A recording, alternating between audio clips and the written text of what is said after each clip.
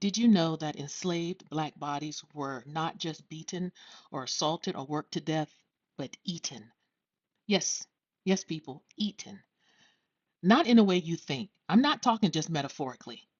I'm not talking just economically. Some enslaved Africans were literally consumed, you all.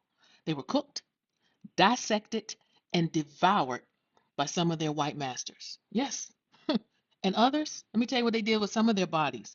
Their bodies were consumed in different ways, like through desire, through different fetishes and fetishizations, through the unchecked hunger of the white men who just saw them as objects, not people. This, my friends, this was slavery. This was America. And the most terrifying part, y'all, is that the hunger for black bodies never truly ended. See, this is not a conspiracy. Some of y'all probably saying, what's this woman talking about? This is not a conspiracy. This is not some shocking headline meant to scare you. This is history, y'all. This is real, documented history that has been buried because it's too horrifying for some white folk to confront. So they don't want you to know how grotesque and how just, for lack of a better word, demeaning and demonic American chattel slavery was. Today, I'm exposing it. Those of y'all who didn't know, sit back and relax. Because this is going to be a three-part teaching. My teachings are 10 minutes each. So, because I know everybody's attention span and you're busy.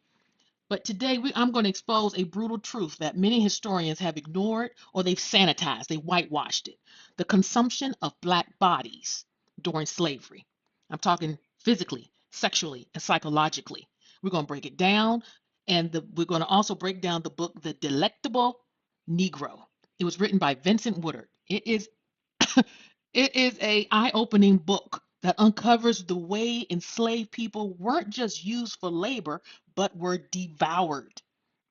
Actually devoured, y'all. So if you think you know everything about slavery, think again, baby, because after this, you're never going to see history or the world around you the same again, guaranteed. All right, so let's jump into it. Consumption isn't just about food, it was about power. You understand? It was control. It showed dominance, and slavery was one of the most horrifying forms of human consumption in history. So when you think about slavery, you all, most of us think of forced labor, right? You think about like the plantations and the whippings. You think about the backbreaking work in the fields.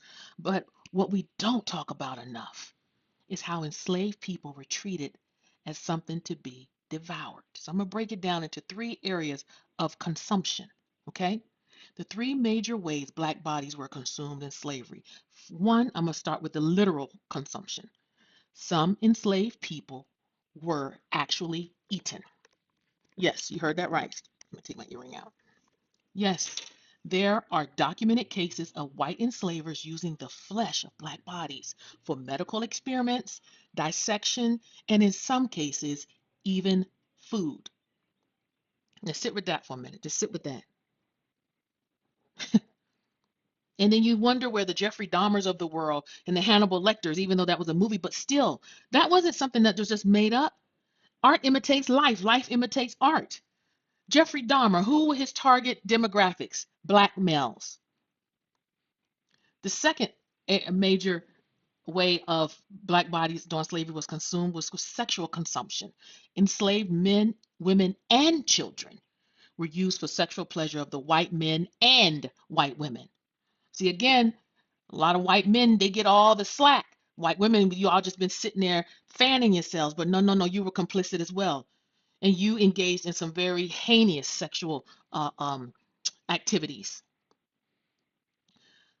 The enslaved Africans, they were raped, bred, fetishized, their bodies existing solely for white desire. Whatever the white man wanted, they got out of that black slave. If they wanted hard work, they made them work. If they wanted sex, they made them sleep with them, whatever they wanted. But that's what you do with something that's not human in your eyes, right?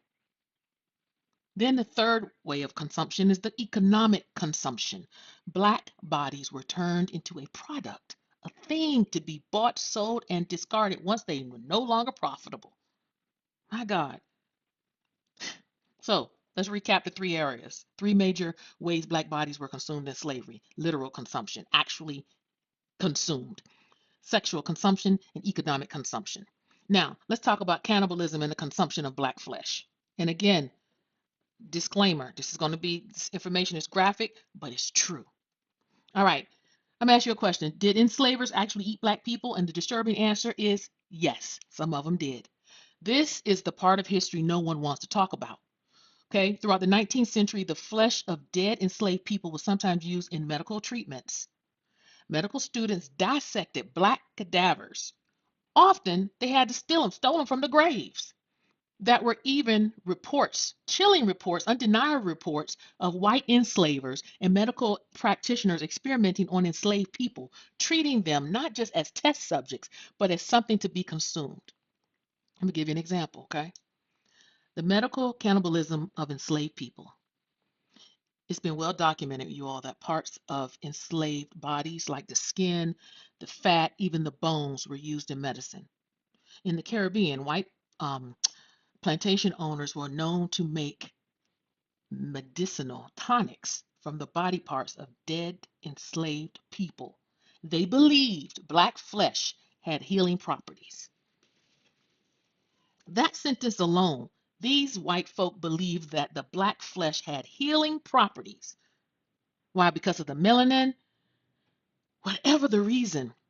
Do you see do you see the psychology behind that? The very thing they hated is the very thing they thought they needed. There are stories, horrifying, sickening stories, you all, of enslavers cutting off body parts as punishment and consuming them as a form of dominance. These accounts didn't just appear in rumors, they were recorded by abolitionists and hidden in the margins of history books, y'all. If this sounds too barbaric to be true, remember, the entire system of slavery was built on the complete dehumanization of black folk. So when a person is no longer seen as human, anything can be done to them, including cannibalism, because again, they're not human. What kind of soul must these folk have had and some still have, white folk?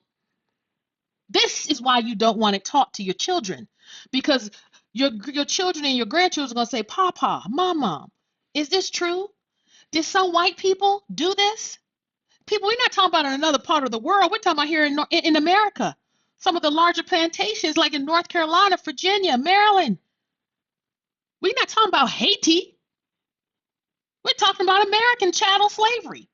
And this is why you have the Project 2025. And this is why you want them to ban books. Not so you can walk in white guilt, but you can have to be accountable and see the sins of America. Let's keep going. The sexual consumption of black bodies. The homoerotic gaze, Gaze, when control becomes desire. Slavery was not just about work, y'all. It was about control in every sense of the word, absolute control and dominance. And nothing exerts more control over a person than ownership of their body. And that includes sexually. So we talk about the rape of enslaved women a lot, right? But what about the sexual exploitation of the enslaved men? That's where buck breaking came in, where they would come in and the white owners would sodomize that African man in front of his family many times to dehumanize him and emasculate him. White male slave owners didn't just rape enslaved women. Many of them also sexually violated black men. And actually there were times, and it is recorded, that these white men will also have like plantation orgies. These white men would get together, bring in the big black bucks, as they would call the men, and have with them as they please.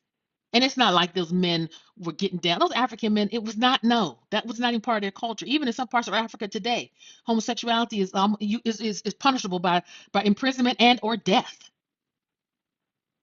So those were not willing homosexual participants.